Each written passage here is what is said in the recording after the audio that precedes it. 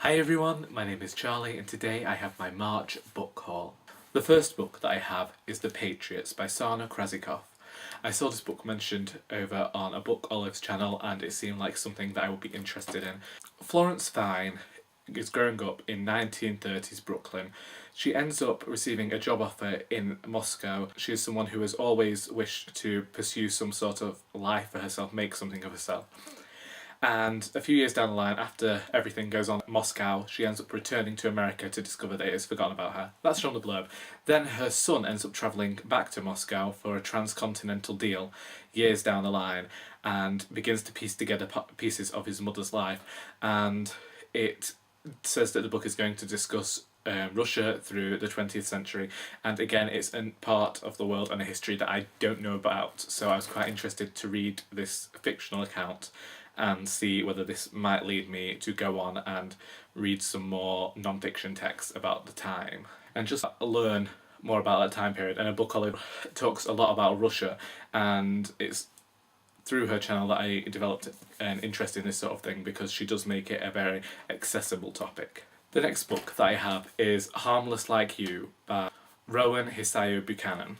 Now this book seems to be somewhat similar to The Patriots in that it begins with a young woman, Yuki, in America. Her family decide to return to Tokyo, but she doesn't go with them, and then years later we are following her son, whose mother abandoned him to become an artist in Berlin, and that mother just happens to be the character at the start of this book. So it seems that both of these books are going to explore relationships between parents and their children, which seems to be a theme, a trend throughout literature at the moment.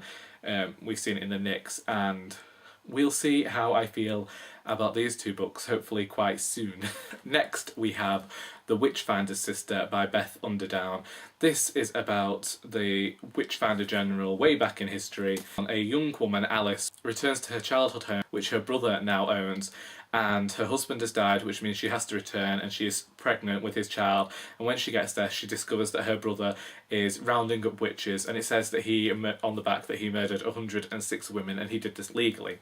Now, because this was based on a real life event, I was quite interested in it, but the prose just reminds me so much of that student of creative writing. It reminds me so much of their work and the sort of text that you find, and I'm not really finding this book that entertaining at the moment. I'm not really a fan of the prose, the writing style, and I'm only 100 pages in, so I will finish it soon and give my full thoughts, but at the moment this book isn't really interesting, and I think the only thing going for it is the fact that it is based on some real historical event. Next, I did a charity shop run throughout town and found some cheap books. So these books should have been quite expensive, gone for £1 each, so that was alright. The first one I got was Life After Life by Kate Atkinson. We know this story already. Ursula Todd is born on a winter's night, then she dies. Then she's born again, and this time she lives. And this sort of thing carries on happening every single different part throughout this book. Ursula dies, and then she's reborn, and her story is told again, picking up at a different point in her life. Again, this is another book that I thought I was really going to enjoy. It's been recommended to me loads, and I'm just not enjoying it, really not understanding why so many people like it at this point. To me, it just seems like this character keeps dying because the author had a lot of stories to tell but didn't really know how to end chapters. And I know that's not true. I know that Kate Atkinson's written some really good stuff, but I just, again, 200 pages in, not a fan of it. We'll finish it to see what I think in the end, but I don't think that it's going to be a favourable review in the end. Next we have My Brilliant Friend by Elena Ferrante. This book has been hyped a lot. It's the first book of the Neapolitan novels, I believe. Yes, book one of the Neapolitan novels.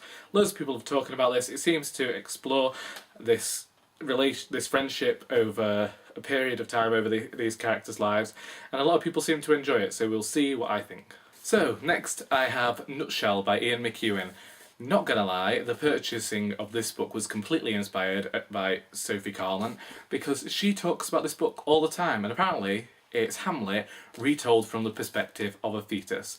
And I like some weird experimental fiction, so I thought I'd buy this. It's rather short. I couldn't find it when I went to all the charity shops, but it was rather cheap on Amazon, so there we go. Hopefully I'll enjoy it, and if I don't, I work at a charity shop, so that's alright. Next I have The Heavenly Table by Donald Ray Pollock. Basically, My father started lambing. He's a farmer, and the lambs are being born, and this time of year inspires me to read books like that's set around the countryside and are quite pastoral. And what better way to celebrate that than with a Western novel? And basically, these three brothers are under the hand of their domineering father, and then he dies. And so they decide that they're going to go and start robbing banks and stuff. And the first few pages that I read on Amazon were quite funny, so I thought I'd purchase the book. Next I have Sorry to Disrupt the Peace by Patty Yumi Cottrell. This book follows the character of Helen, who is informed that her brother has committed suicide and goes back to her hometown of Milwaukee to find out why he sought to commit suicide. I saw this recommended on LitHub, and that is what kind of really forced me to purchase the book. And, you know, I was quite happy because it's quite green, and who doesn't like a bit of green, really, you know? Apparently it's dark, it's funny, it's quite short. Might read it this month, might not, we'll see. Finally, I have American Street by Ibby Zaboy. This book follows a character who is travelling into America with her mother, and her mother is detained for breaking a visa rule a few years before, and I believe she ends up deported or something. So the main character ends up travelling to America to be with her family on her own.